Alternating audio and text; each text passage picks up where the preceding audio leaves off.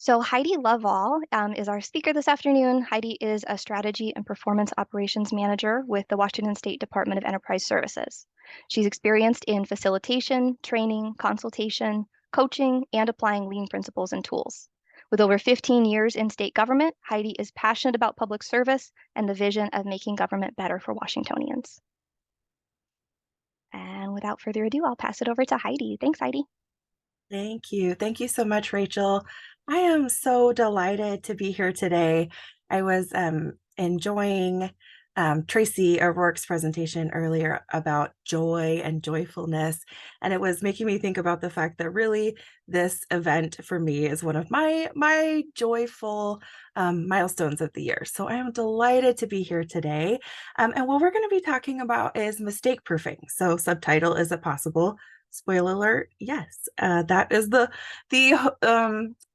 thing I hope you walk away with, is that mistake proofing is possible and you can do it. So I'm gonna go ahead and give you an overview of what to expect today, what to expect from this session. So we are going to talk about mistake proofing introduction. What even is it? And I'm going to give you many examples so that you can start to really conceptualize that for yourself. And then we're going to actually talk about the process. How do you really do it? So simple 5-step process for how to mistake proof.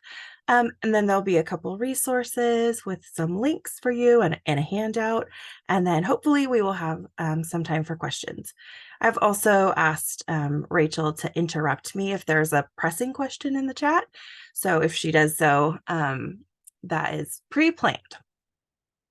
So also, to give you a sense of where we're headed today, I want to tell you a little bit about me and my approach. For me, what is always important is to be able to be a little bit technical.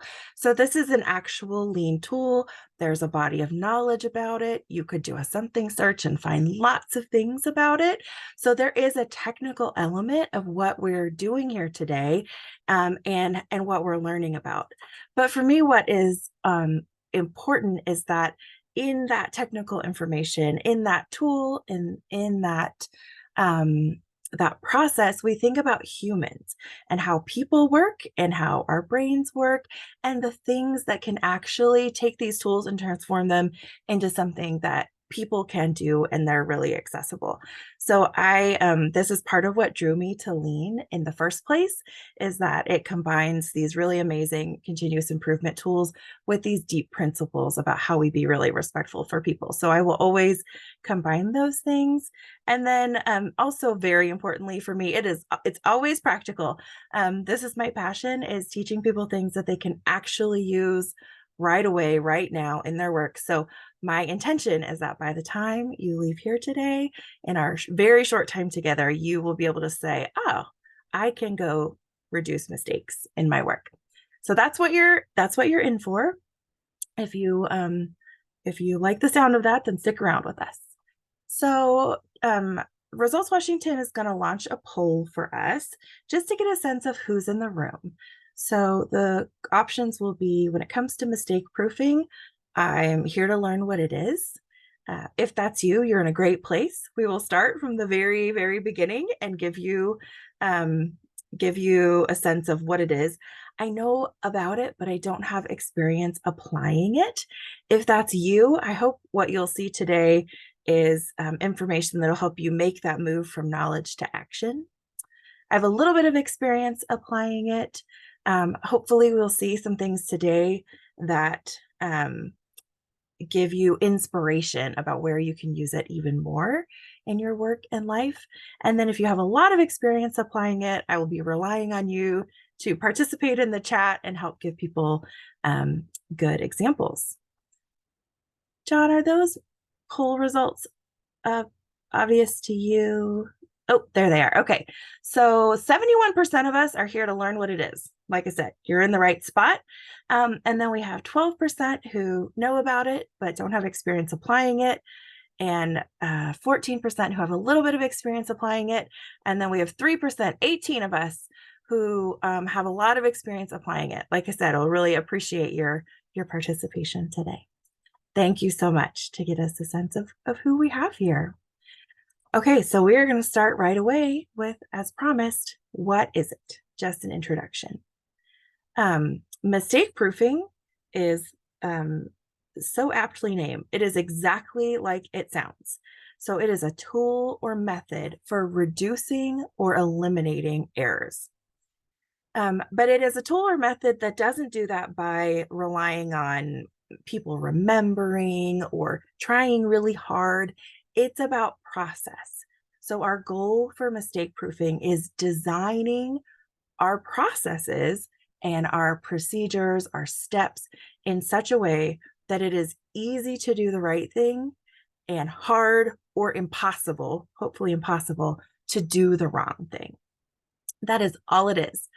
Right about here is when people start to go, oh yeah, audits. I know about mistake proofing, it's audits. Audits are a really useful tool for an organization. They're a learning tool. They help us uncover errors and examine them and learn lessons from them. But by the time something is discovered in an audit, a mistake has already occurred and the full impacts of that mistake have already been felt. So what we are talking about when we talk about mistake proofing is this idea of striving for quality at the source rather than at inspection. So it's really about preventing mistakes rather than just detecting them. So we want to, ideally, we would design our processes so well and mistake proof so well that our audits would eventually have no findings and we'd have to find different things to audit. So just a couple notes about the what's in it for you. Why would we bother to spend our time and our effort thinking about how to do mistake proofing? It increases quality for us and our customers. So, pardon me, errors or mistakes or defects are a form of waste.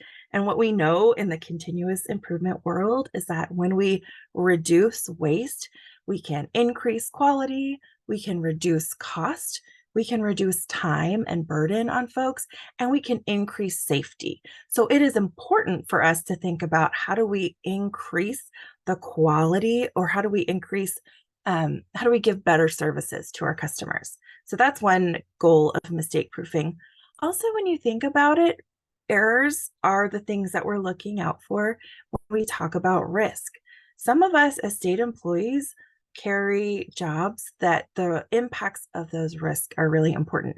We have folks here who are in charge of building safe buildings. We have folks here who are looking out for child safety. We have folks here who are in the medical profession and thinking about how to reduce medical errors. There is some real risk that some of our jobs carry. And if you are the human operator who knows that all humans are fallible, then that risk, in addition to sitting on the agency, can weigh heavy on us. So mistake proofing relieves people's burden. It reduces the risk on the operator of things going wrong, and it also relieves people's burden in terms of mental capacity. So the more things you have to remember how to do correctly or check and double check, the more you have going on in your mind and the less you're able to apply your thinking to higher order work or to continuously improving your work. So when we can really reduce or eliminate mistakes in our process, it is one way to show really deep respect for people. And then the last thing about mistake proofing is it is hugely applicable, hugely scalable. So if I am just an individual and I am at my desk or in my home and I have a mistake that's driving me crazy and costing me time, for example, I can't tell you how much time I spend finding my keys every week, I can apply mistake proofing thinking. If I am working on a process improvement team and I find some waste in our process and I want to think about how to attack it, I can apply mistake proofing thinking. If I am looking at a whole process, I can say which of these process steps is most likely to incur error, and I can mistake proof those steps in particular. I can do it by myself. I can do it with a friend. I can do it with a team. You can do it at work. You can do it at home. So I say this so that as we start looking at examples and thinking about for yourself, where are mistakes that you might want to spend some time investing in, that you think expansively about how this type of thinking and this tool can be applied. Okay, as I said, there are many examples. I'm going to look at them in a couple of categories. So I'm going to show you a few physical examples and then a few virtual examples. Many of us are working in a virtual world. And then some more conceptual or methods that we can go to. So all of these examples should look very, very familiar to you.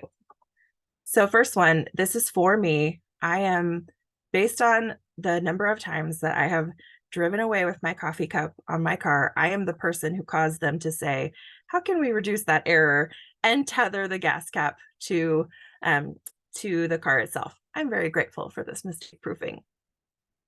This is another thing you're very familiar with. This is the classic medicine design, medicine cap design. There are different designs that are easier for seniors or folks with mobility difficulty, but medication errors are a really big deal. So this is an example of mistake proofing about keeping people away from medicine who shouldn't have it.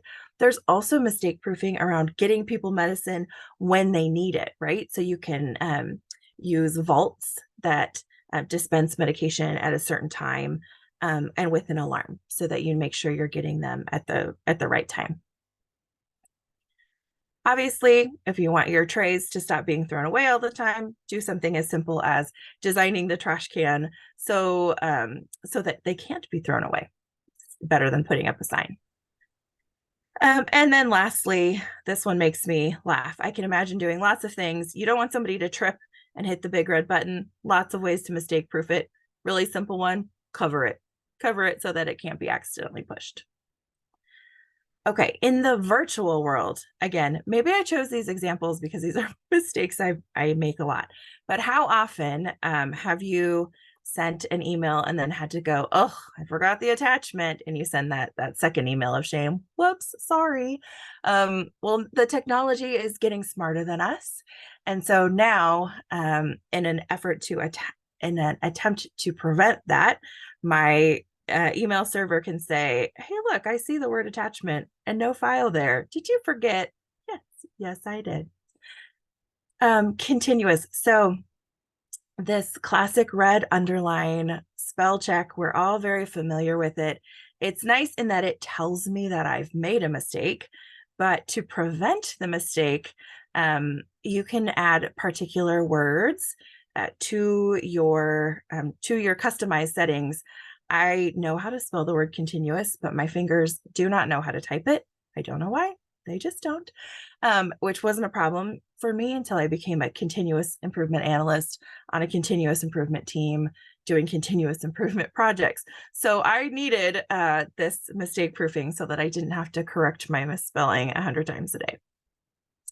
And then last example, many of you have probably been in workplaces where there are big signs saying, don't print in color unless you have to, and other efforts like that to reduce the cost of printing and the environmental cost. What DES did several years ago, and maybe some of your agencies as well, is make black and white double-sided printing the default. So you can print in color, but you have to think about whether you need it. So this is an example of reducing the mistake of just printing in color because you didn't think about it, right? Okay. And then the last sort of chunk of examples is about methods. This isn't necessarily like a physical thing or a technology, but this is the way that we do things. So there is a spectacular website that I encourage all of you to check out called Bias Interrupters. And they have lots and lots of ideas on there, really practical, really tactical ideas for reducing errors that come from our own implicit hidden bias. So as one example, they talk about this idea of office housework. Who's taking all the notes? Who's scheduling all the meetings? Who's doing the assignments that nobody else wants to do? and they give you really practical ideas. So don't ask for volunteers. When you ask for volunteers, you're going to get the same folks over and over, and maybe people who feel pressured into those lower reward tasks. And then establish a rotation so that you know that the work is distributed fairly. We also use rotations in our team for positive things as well. So we rotate who facilitates meetings. That way, everyone's getting the same amount of practice, the same amount of opportunity to influence. Their voice is heard in the same way. So using techniques like this can help reduce even the most unconscious error of ours, which is the bias that we all live with every day. Uh, very similar to the printing example I gave, the idea of opt-in versus opt-out is fascinating. So several years ago at this conference, Cass Sunstein, who's one of the co-authors of the book Nudge, talked about a case study in Denmark where they were trying to get people to participate in a specific social program that would benefit people. And they offered a really significant tax incentive, and they saw a little bump in enrollment, but not what they were really looking for. And so they switched to automatically enrolling folks. They could still opt out if they didn't want to participate. They could do that very easily and simply with no repercussions.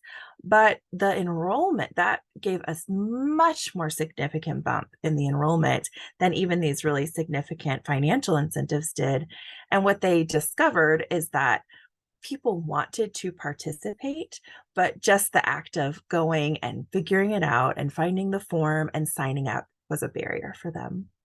So imagine in your organization if all of your junior leaders were automatically enrolled in your mentorship program. And if they weren't in the space to do it and they didn't have the work capacity, they could opt out and say, I'm sorry, catch me next time. But how much more would that spread the learning and the opportunity across your organization in a way that helped your organization lift up as a whole, instead of just the people who are interested in something like that might go out of their way to make the time. So that's another example of a method that we can use around mistake proofing. And the last example here is about facilitation techniques. So this is a snippet of the menu from a website called Liberating Structures. There's also a book that gives ideas about different facilitation techniques. Thinking about the way that we design meetings in order to include everyone's voice. For example, we know that there are people who take a little bit of a minute to process, who might be more introverted and want to feel prepared. So in that case, if we as facilitators give everyone a dedicated moment to think before asking for a conversation, then we have done some mistake proofing around one of the things that would prevent those people from participating and prevent us all from getting the benefit of hearing their voices. So this is, like I said, these are examples of things we can do, ways we can think, and ways we can do our work to prevent that thing we don't want from happening. So I want to give you an example to stop and think, and Results Washington is going to turn the chat on now. Like I said, that was a lot of examples, and I probably cut 27 examples out. So what I'd love for us to do is build a shared pool of examples. So think about in your life and enter into the chat, what other examples of mistake proofing have you seen or heard or experienced? I'm going to give us about 30 seconds.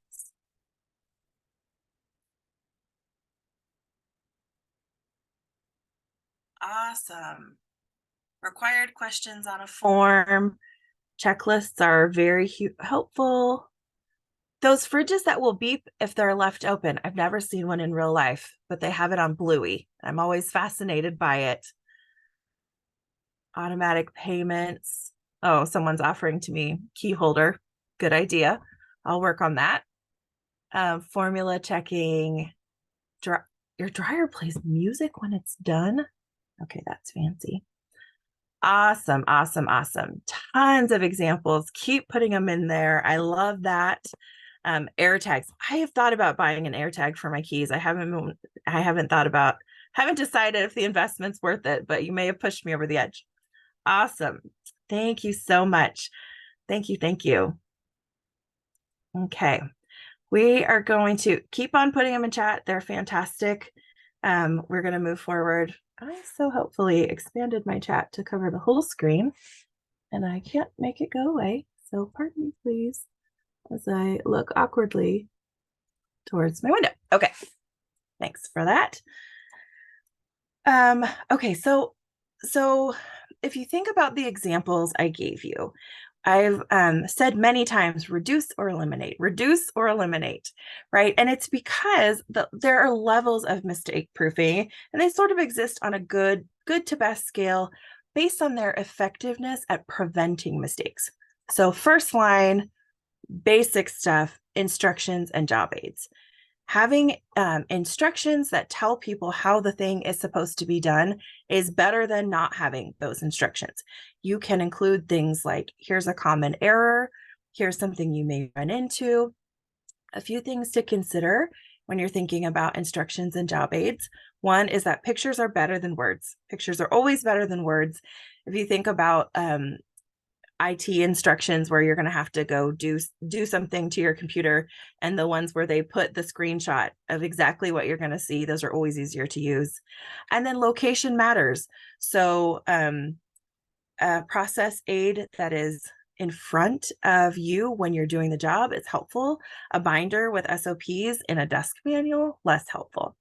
So we can start here. Instructions and job aids are good. What's a little bit better, if you think about preventing mistakes, are visual controls or warnings. So I saw a couple of folks in the chat talk about the fuel indicator. This is another thing to consider. Location matters. So I've been dangerously close to running out of gas when I drive my husband's car many times, because this fuel indicator is like in this little tiny corner where I would never I very rarely think to look, as opposed to my car, which not only is the fuel light right next to the speedometer, where I look very frequently, but also it tells me, it throws up a message and says, you can only drive 10 more miles before you're in trouble. So thinking about that, location is important, obviousness is important. And just to distinguish or differentiate, there's a lot of room in the lean world for warnings and visual controls when things have gone wrong. The flashing red light that says, stop the line, we have a problem. What we're talking about in the mistake proofing world are visual controls and warnings that a mistake is about to occur. So again, we're thinking about how do we prevent mistakes from happening, and then detecting them, on the other hand, also important. But if we can prevent them, we'll be in even better shape. And then fail safes. This is where it is physically impossible to do the wrong thing. Easiest, quickest example is an outlet where one prong is wider than the other. So you just can't plug it in incorrectly unless you exert some real effort and do some real damage. This is the goal. This is where we have fully proofed, mistake proofed, right? So all of these things are good. They're all in the realm of mistake proofing. They're all moving us towards reducing errors, reducing risk, relieving people's burden. But if you can get to a fail safe, then you have really effectively mistake proofed. So I'm going to give you an example from kind of what that means, how you would move along the scale from my time working in the oh so beautiful general administration building. Some of you have worked in GA and know that they have these absolutely beautiful vintage jade water fountains. The water in that building is highly undrinkable, so they very wisely disconnected the water fountains. And then what they were discovering is, because they were there and they had drains, people were pouring their drinks, pouring extra ice, extra water down these water fountains. which causes a problem when they're not disconnected. So I took this picture many years ago, and I love it because you can see the different levels of effort that people took. So they probably started with this sign, water fountain out of service. It's big print. It's right near the water fountain. You'd think that would be good. Probably helped a little bit. And then when they got frustrated and said, oh, people are still doing this, then they added a different sign. And not only is it in a different location, so it's on the water fountain itself, like it would be hard to miss it, but it also says more specifically, don't pour liquid down the drain. So now you know exactly what they don't want you to do, and it's in a little bit harder place to miss. And then this makes me giggle every time someone said, oh my gosh, people still don't read. And they took a copy of that sign and they literally taped it on top of the drain.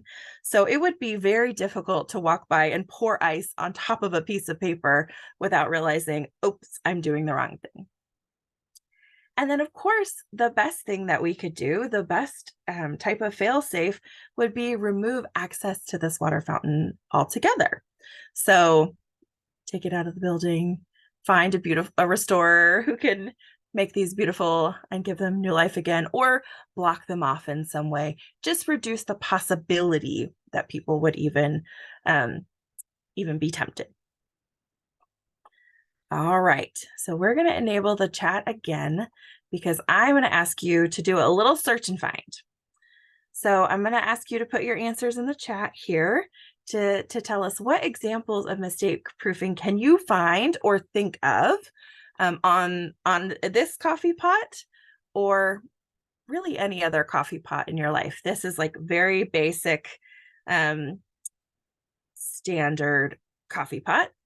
But there are lots and lots of fancy coffee makers out there.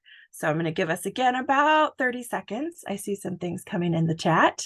Nice. Great.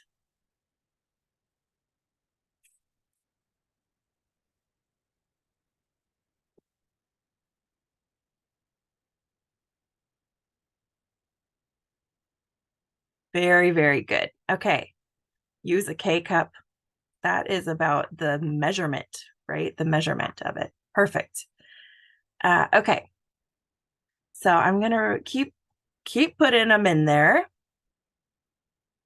And there are some even that I didn't highlight, but I'll highlight just a few. So first is just simply the clear window. So you can see exactly how much water you have poured into the machine. And then next, as many of you noticed, you can only put the filter basket in a particular way because of the way it's designed. Auto shut off is a beautiful tool. I may or may not have almost burnt an office down once by leaving a coffee pot on all weekend. Now I very rarely buy things that don't have auto shut off. I see lots of others that I hadn't put in there. Attached lids. That's a great idea, right?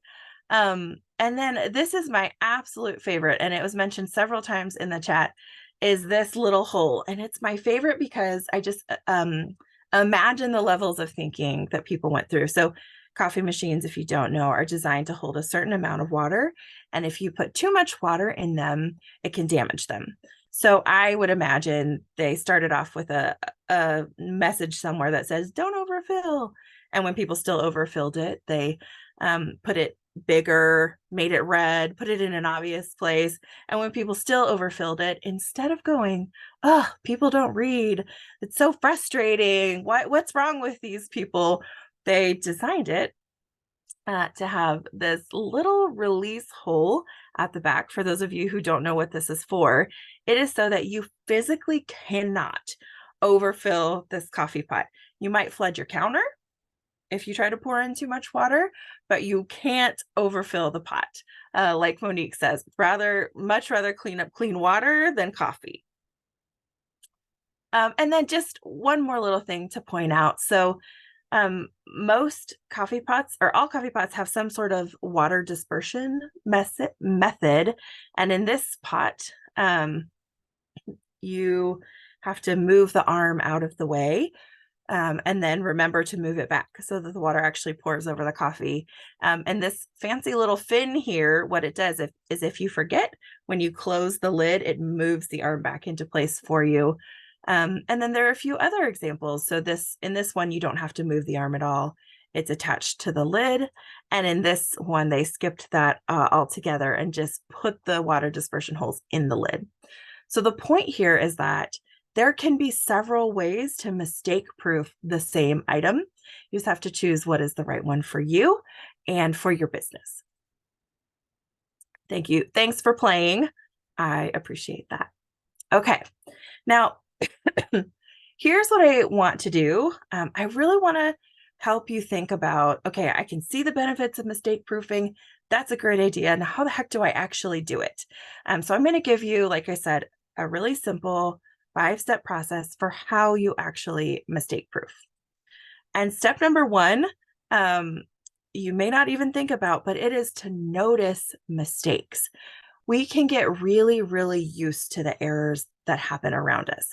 They can become wallpaper for us so that either we don't notice them or they've been going on so long that we just assume that there's nothing we could possibly do about them. So think about what mistakes are happening for you. What mistakes are happening around you in your life? What are things you're having to fix or rework often? That's a sign that your process could use some mistake proofing, right? If you're having to do rework, it's usually because errors are occurring. What are the pebbles in your metaphorical shoe? Like my key example, what are the things that are causing you time and waste? And then especially this. So what are you chalking up to human error or just considering unfixable? So it's very easy to say, oh, that's a really easy process step. And we can put in something technical here to prevent that problem. But sometimes we go, oh, human error. We could never possibly fix human error, but you can, and we should. So again, this is lean. So we always think about the process, and rather than blaming the people, oh, those darn customers, they never read, right? What is our responsibility? So if something isn't working for your customers, say for example, your customers have to fill out a form, and 90% of the time there's a box on the form that they leave blank. Instead of going, oh, these people can't fill out a single form, think about what is it on that form that is preventing them from being able to fill it out accurately, because our responsibility is to make it easy to do the right thing, right?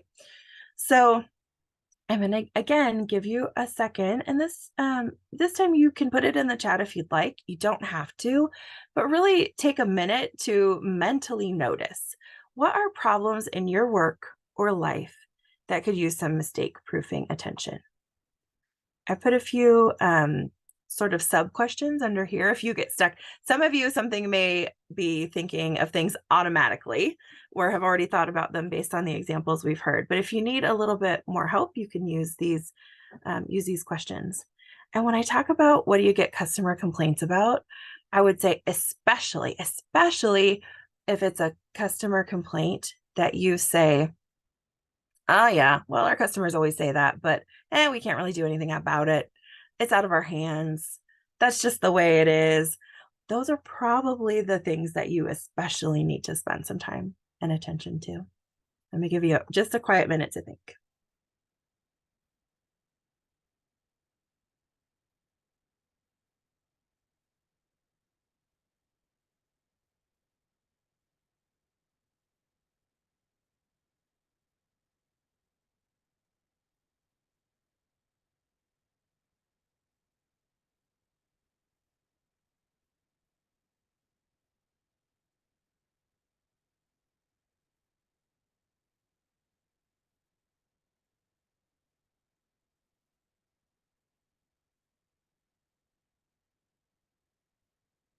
Lovely. I'm seeing a lot of really common things, although too many shoes, I personally can't imagine that being a problem.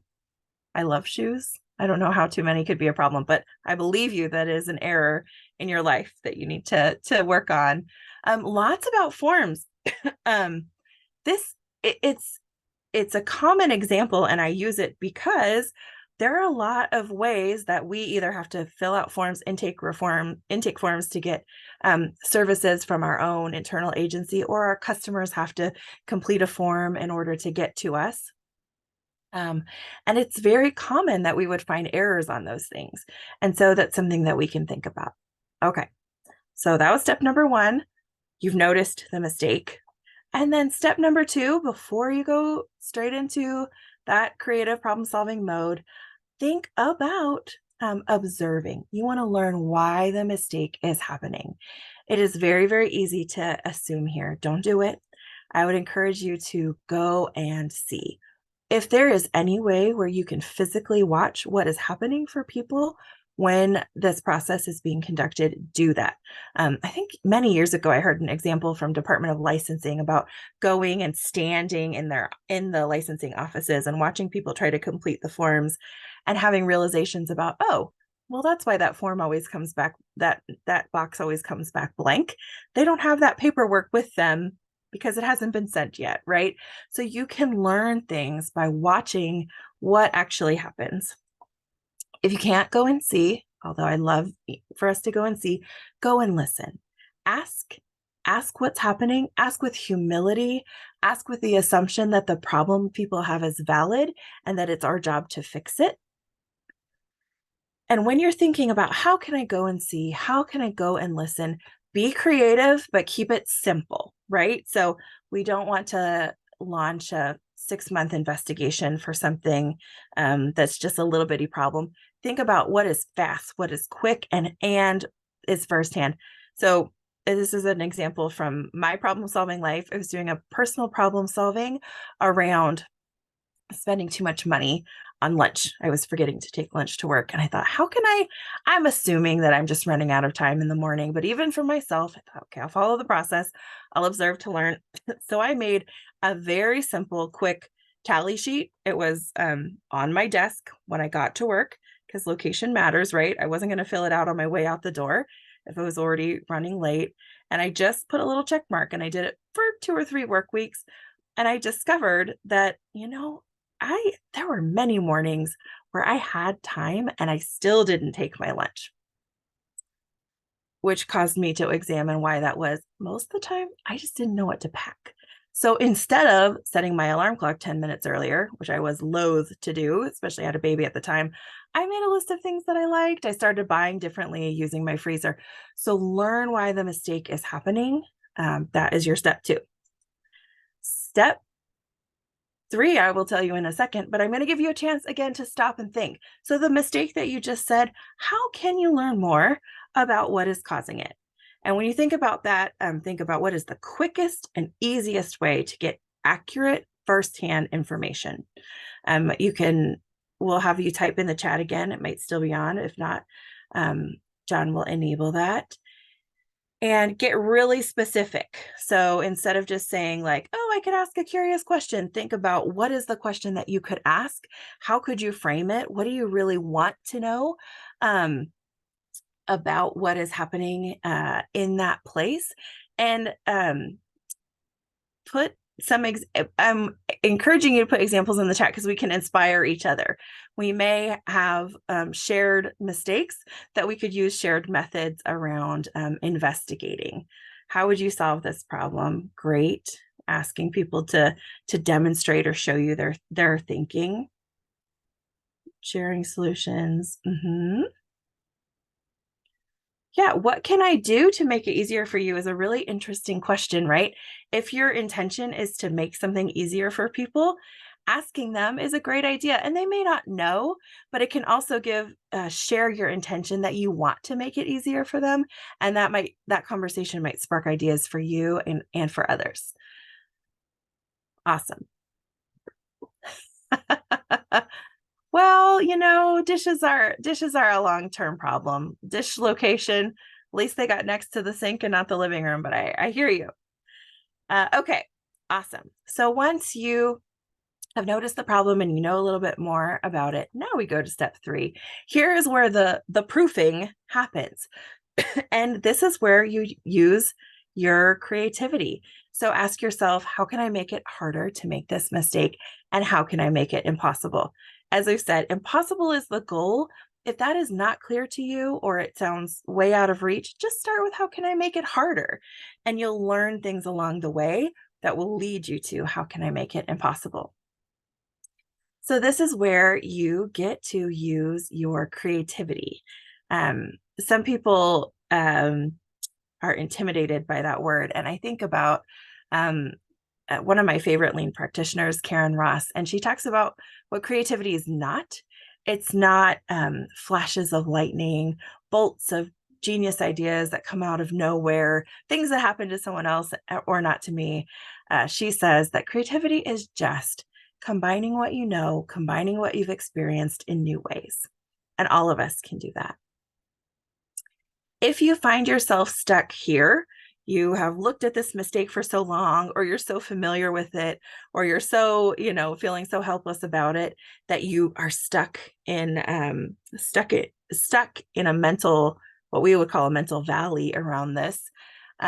There's a fantastic presentation, again, from a few years ago at this conference by my friend Jennifer Phillips, and she gives some ideas for how to get out of those mental valleys. And one of the ideas I like the best is thinking about how would another industry solve this? So, okay, if a library ran into this problem, how would they reduce this error?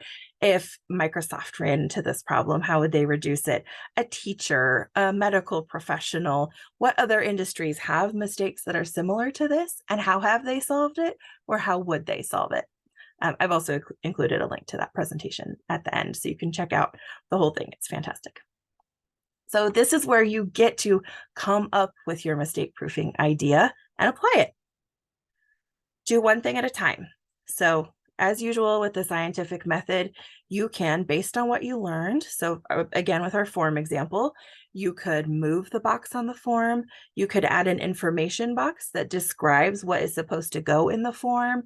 You could eliminate the box altogether if it's something that you realize that is causing enough errors and you can get the information a different way. But choose the thing you want to try first based on what you learned.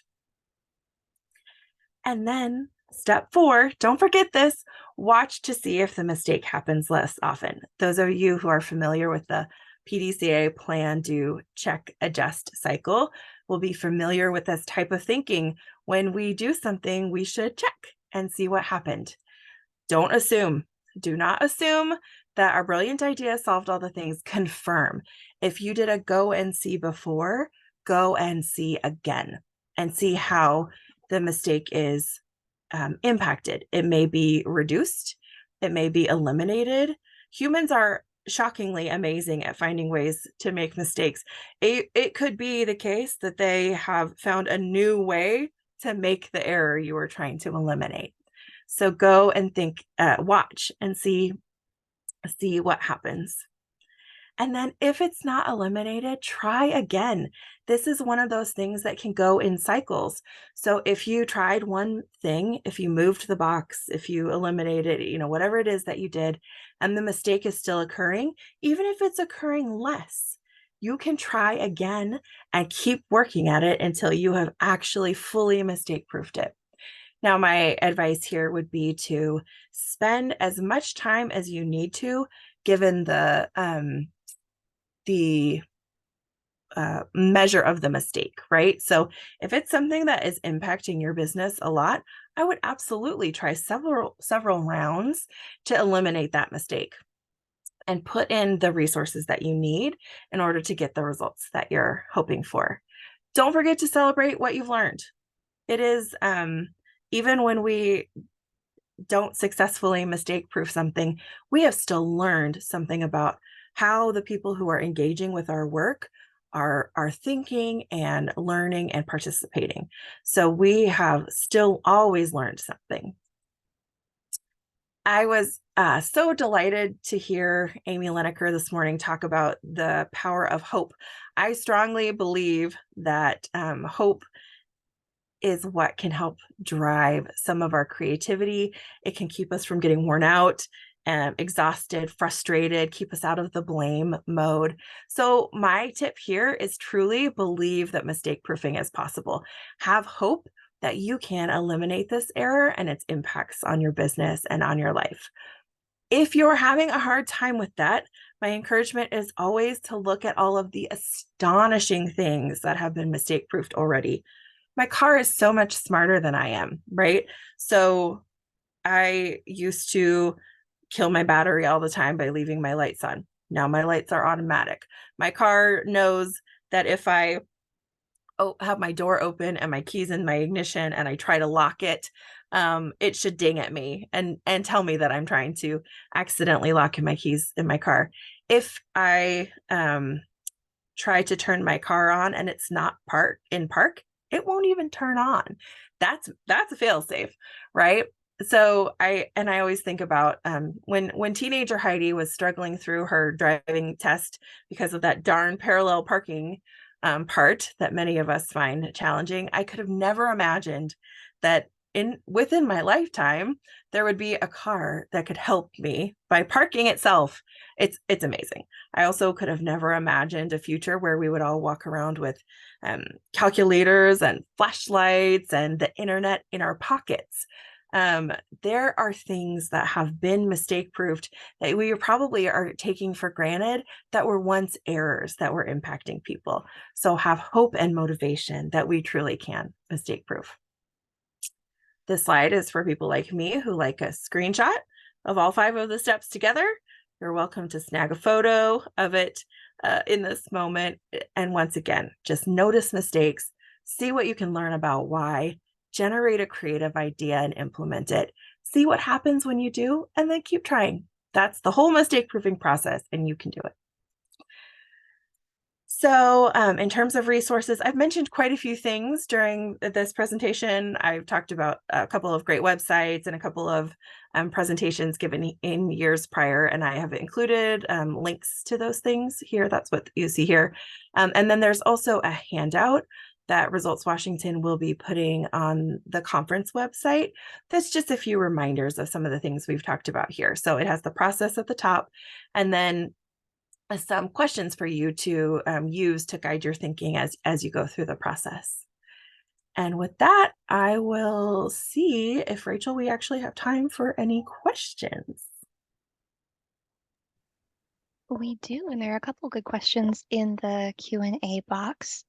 Let's see here. So Ellen had a comment for you. Some mistake proofing actually causes mistakes and gave the example of autocorrect. So I don't know if you had any thoughts to share on that. Absolutely. And this is exactly why I say go and watch and see what happens, because we can unintentionally create mistakes. I would say that, yes, the technology is not refined enough to sometimes understand what word we were trying to say. I would also personally say that I used to be really great at spelling, and now I'm terrible at it because all of the technology autocorrects things for me. But you can think about what is the cost of that mistake and how often is that mistake happening versus the original mistake that you are trying to reduce. Maybe you have reduced an error and caused another error that's a big problem, and you go, oh, never mind, we take it back, we learned something, let's go back and try again. Or maybe you go, gosh, there was this huge mistake that was happening, and now this tiny little mistake happens once in a while.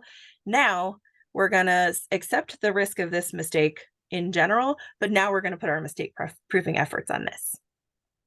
Great question. Yeah, thanks. Oh, Melinda was wondering on your slide on page 9, she's wondering what website the picture was from. You've got 2 pictures on there. Liberating Structures. Yes. Like I said, it's also a book. I think it's something like 25 facilitation techniques.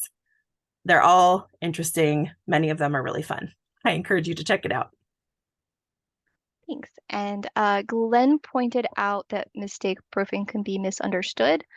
Gave the example of AirTags, that they don't prevent you from searching for your keys. They help you find them quicker versus a key on a hook in one spot would be a constant. So I don't know if you had anything to add to that. But. Yeah, certainly. And if you think about it, both of those are useful tools, and neither of them are fail safes. So I am not a person. I mean, I was just talking about this with my coworker Paul the other day. He says my keys never come even a foot into my house because I have a hook and I put it in there every time. That's part of my process. That's why I mistake proof it. I am not that routine. I might be walking in with a drink. I might be walking in with shopping one day. I have a purse that I take if I'm just shopping. I have my big work bag. My keys could be in either. That would not be a failsafe for me. That wouldn't even reduce my error, but it would for most people, right? And the same thing about an AirTag. That is that's quality by inspection. That's finding it after the source. You're totally right. It's not mistake proofing. I've never found a way to mistake proof losing my keys yet. I mean, I have to like physically fuse them to my body or make everything keyless so that I didn't even have to have keys. That would be a fail safe. But truly, this is where I talk about thinking expansively. So what some purists would say is if it's not a fail safe, you have it mistake proofed. And I think in one sense, that's very true. And in another sense, every step we take towards failsafe is a reduction of errors and an improvement in our process. And if we're applying that type of thinking and applying it frequently, then it will only lead us to getting to actual mistake proofing more often. Awesome, thank you. Tony had a question. Is the move toward using plain language to increase health equity an example of mistake proofing? Absolutely. It totally is. I think anything about accessibility is about the error of barriers. So if we think about it, we want people to be able to access and use and take advantage of the services that we offer in order to better their lives. Government provides services to citizens. It is what we do. And when we have barriers that are keeping the Washingtonians in our case, from accessing them, then that is a mistake. And so using language that is helpful for people, having translations, really easy access to interpreters, thinking about things like accessibility of presentations, all of those things are an amazing example of things that reduce barriers, which I consider to be errors. So yeah, great example. Brenda Brown says, so why is mistake proofing so hard? That is such a good question. I would say two things. And one is we accept errors way too easily. It's really easy for us to go, well, nothing we can do about that, or gosh, that's annoying, and not really using the lean mindset that says everything can be improved. Our target is perfection. Even if we'll never reach it, we can go after that thing. So it's hard for us to sometimes even put our attention to mistakes. And again, this notion of hope, it's very easy for us to go, oh, can't hope that. So I think that's part of why it's so hard, is that we don't think about it as possible or worth pursuing. And then the other thing I would say is that it requires creativity. It's very rarely are you applying something you've done before and just putting it in a new field. You're usually thinking of something new, something creative. And as we get to adults, I read this really interesting article about how children naturally just have creativity all the time. And as we get into adulthood, there are 4 fears that prevent us from using our creativity as often. So we need to flex those creativity muscles, especially in the workplace. And when we do, everything gets better. But it's hard. It's hard for us as adults. And that would be the 2 things that come to my mind right away. Awesome, thanks. We have time for one last quick question, hopefully. How would you recommend asking a supervisor or coworker to help you find mistakes in one of your own processes by observing? Yes, I love this. I do this all the time. And so sometimes if you have like written instructions for the process, and you want to really see kind of how another person would do it, you can ask them to do the process, and then you watch, giving them no help, and that can help you find errors in your own process that someone else would make. If you're looking for errors in your own work, you can definitely ask a coworker to be on the lookout, or you can describe your process to a coworker or a supervisor and say, here's what I usually do. Where are there opportunities in there for mistakes to occur? And then they may be able to say, well, I've never seen you make a mistake here, but this would be a really easy place to make a mistake, or this would be a big deal if we made a mistake here, or yeah, actually I've been seeing mistakes here pretty frequently, but they're not that big of a deal, so I haven't mentioned it. But now that you're asking, I'll tell you. So thinking about that notion of observing, having someone observe you if possible, is always good too. Awesome. Thank you so much. Yeah.